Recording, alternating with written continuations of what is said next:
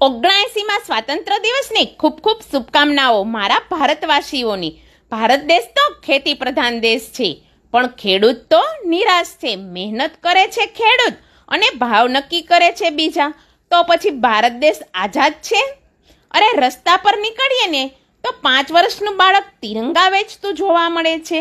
અરે આટલી નાની ઉંમરમાં પણ પેટ માટે વેટ કરવી પડતી હોય તો શું આ ભારત દેશ આઝાદ દેશ છે? દેશની દીકરીઓને નગ્ન કરીને રસ્તા પર દોડાવે છે, નર્સ બનીને ફરજ બજાવતી દીકરીઓ પર બળાત્કાર ગુજારે છે।